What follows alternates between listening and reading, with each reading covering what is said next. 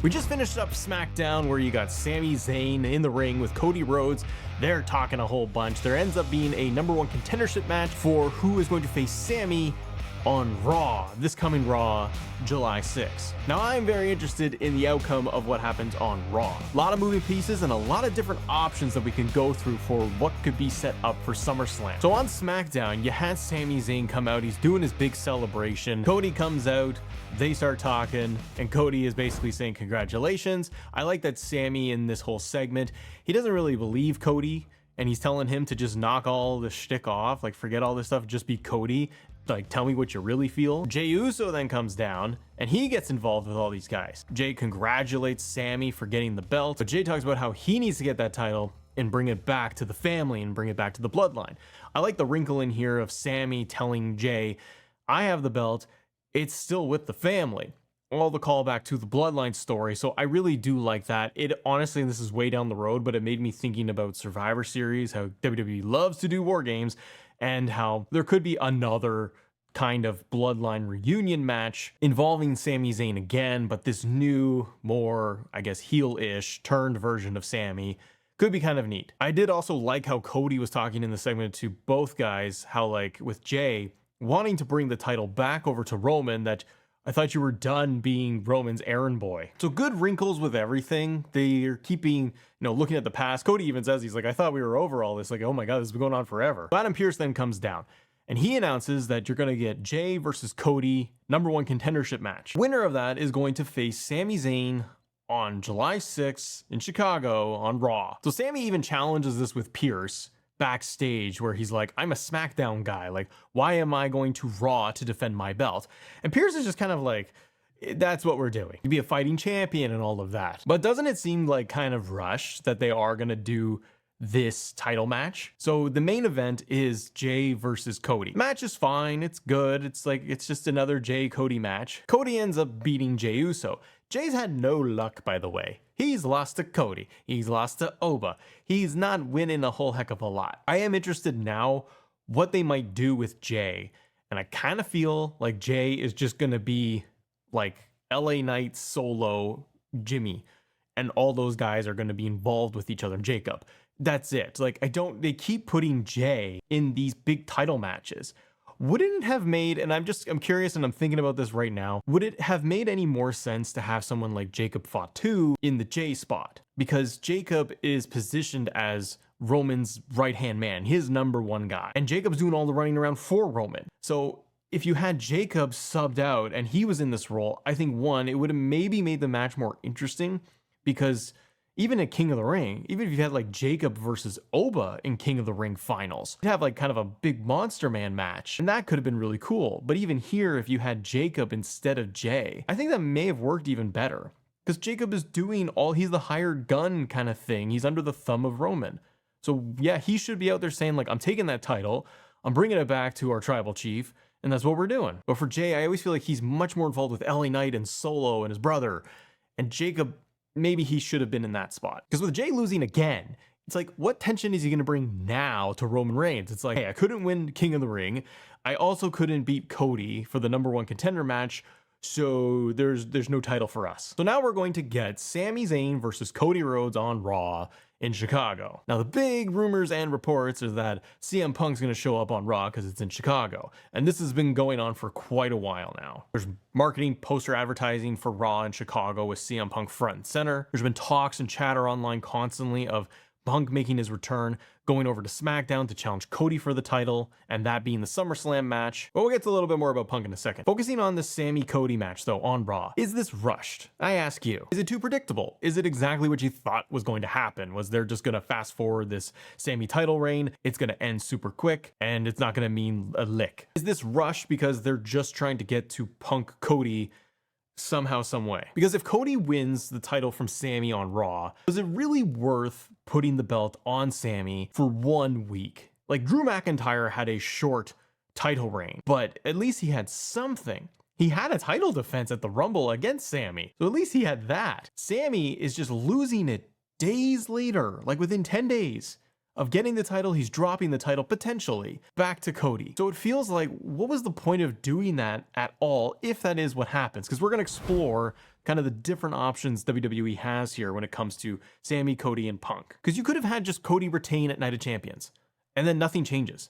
You could have done that, and then you still could have done a rematch of Sami and Cody. Now, if this is all because, when it comes to Punk, them wanting to get Punk in Chicago, or Punk wanting to come back in Chicago, and there's only a Raw date happening, and they're gonna do it there, despite him wanting to go over, having him go over to face Cody and do the SummerSlam program. If it's all just to get to Punk being in Chicago to return, did you need Cody to lose the belt? Could he have not just shown up on Raw, Cody, just to say, I'm gonna have an open challenge, or just start doing a promo for 5 seconds only to get interrupted by Punk? Do you even need Cody on the show? You could have, again, we don't know how this is gonna shake up on Raw until it happens, but what I'm saying is, like, did you need to go through the whole process of getting Sami the belt for, if he drops the belt, then just for what, a 1-week pop in Saudi Arabia to give Sami that moment with the belt? That would seem like a complete waste to me when you do have opportunities to tell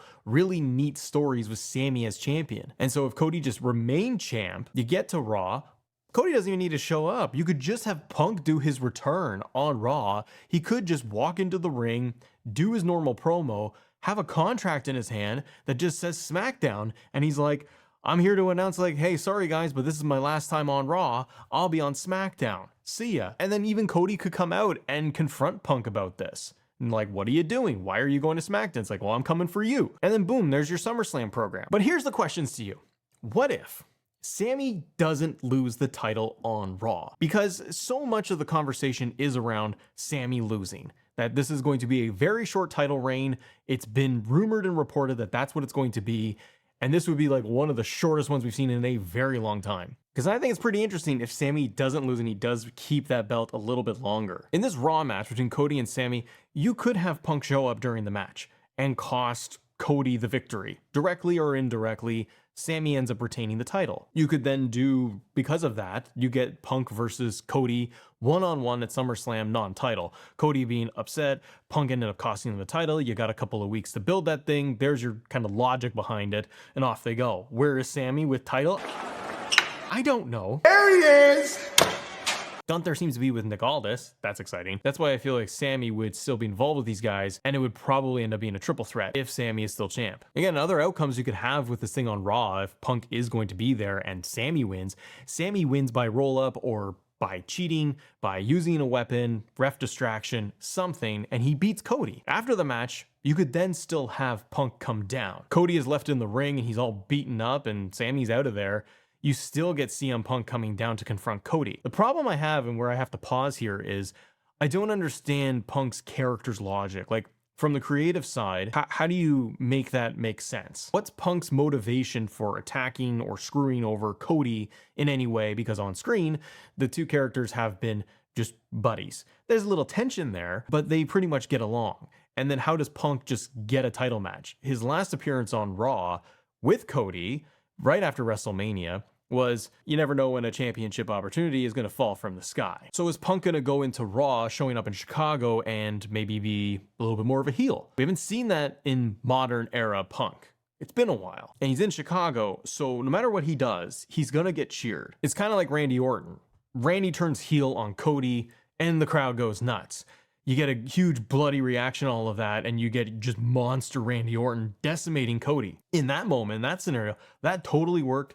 I was excited. I loved the beatdown and the segment of it. And you built Randy's eventual turn and wanting that title. You had built that thing for a long time. Punk, on the other hand, like, you could have him turn on Cody and do all of those things similar to Randy. You just don't have the same motivation, or at least it's not clear. They'd have to really work with something over several weeks. But another scenario you could have is that Sami retains the belt on Raw against Cody.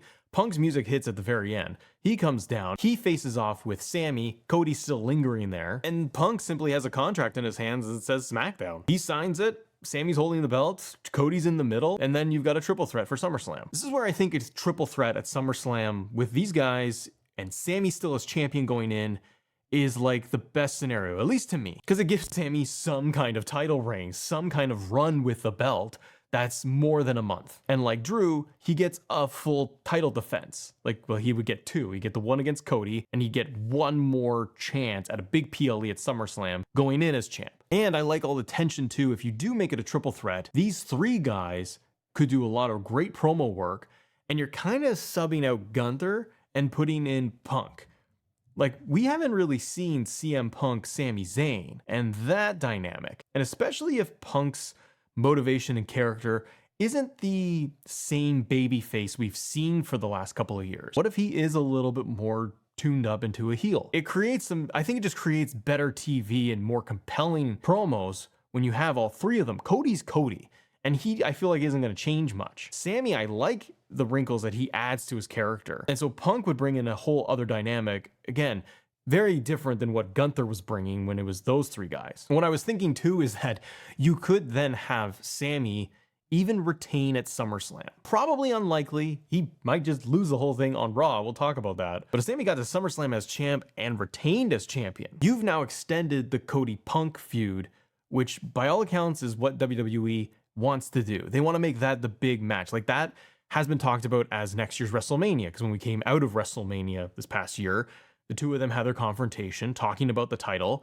That's planting seeds, and I think a lot of people assumed, okay, so that's next year's WrestleMania match that they're teasing and dropping little Easter eggs and hints for. They can still do that, because if you have Sami win at SummerSlam, Cody and Punk spin off, and they continue their feud. Now it's just one-on-one. Gunther could get back in the mix, Jey Uso, somebody else for Sami, or Sami is still locked in and it's still these three guys. This gives Sami also a better title run, looks better on paper, makes him an actual champion instead of just dropping this thing after a week because WWE wanted to please Saudi Arabia. And Cody could easily get that belt back later to then really push the Punk Cody story. Another scenario though is Cody just beats Sami clean, hits him with 2 or 3 crossroads, 1, 2, 3 on Raw. That's it. I find this kind of likely, don't you? Because it's WWE, it's Triple H, Sledgehammer's suck it title change, and they just put it right back on Cody. Cody stands tall on Raw, he's holding up the belt, Cult of Personality hits, Punk comes down, contract in hand, says SmackDown and SummerSlam, signs it, and they do a stare down, and that's it. What happens to Sami? He's out of the picture, I guess. Maybe he feuds with Johnny Gargano or teams with him. There he is! You could still make that a triple threat. Sami's lost the belt. He wants his rematch. Cody got the rematch. So Sami fights for that. He feels screwed over. It fits his character, and you still make that a triple threat. Again, I think that still makes it interesting, but then it's like, do you need Cody to be champion going into SummerSlam? Because then it feels like he'll just retain again. But the other piece I think we also need to look at is what happens down the road. WWE always talks about, and Paul Heyman did this in interviews, Triple H talks about it, how it's like dorks like me, fantasy book, or talk about, well, they should do this, they should do that. I like just having fun with it. But they like to look at, well, what's going to happen down the road? If you did a title change, for example, how does that impact stuff in 3, 6, 9 months? One of the key dates that they always want to please is going to be Crown Jewel. Crown Jewel is supposed to happen in November. If Roman is still champion after SummerSlam, like he beats Seth, which right now I feel like he will, that Crown Jewel match is interesting if Roman's champion, because the options could be Roman versus Sami, if Sami holds on the belt that long, but then you have the really cool dynamic of old bloodline, the whole story there, and now Sami's champion going up against Roman as champion. I really like that. The other option is you do Roman Cody 3, which has been rumored forever that they're going to do that. Crown Jewel is a great way to do that. Sami gets the belt between now and November. He goes to face Roman. That's a huge PLE match. Or you get Roman versus Punk, a WrestleMania rematch, champion versus champion at Crown Jewel. All 3 matches I feel work for Crown Jewel. I know Crown Jewel is not a big deal because it's for the made-up Crown Jewel Championship, which is just gigantic. But I think Sami, again, retaining on Raw is way more interesting for SummerSlam. Because the last scenario I have is that Punk shows up on Raw and causes a double DQ no contest. The match is thrown out. Punk could stand tall in the ring after he's decimated. Like, I'm thinking like as if Punk is going to be like this giant guy, like the muscles are so big. Punk could just decimate both guys and it'd be kind of believable. I wouldn't also be shocked if WWE puts him in the hoodie because they like to do mass hooded figure, and it's been a minute. But then you could have the show go off the air. Sami's still champion. He's laid out. Cody's laid out. Punk's got the belt in his hand. He grabs a contract and he signs it for SmackDown and SummerSlam. Again, you're still left with a triple threat. My only concern with all of this, ladies and gentlemen, is number 1, you haven't hit the subscribe button. That means a lot. We're trying to hit 60,000 subs, so I appreciate you making this far. Number 2, I am so worried that WWE will just do the most pedestrian thing and just have Cody win with a crossroads or 2 crossroads, and that's it.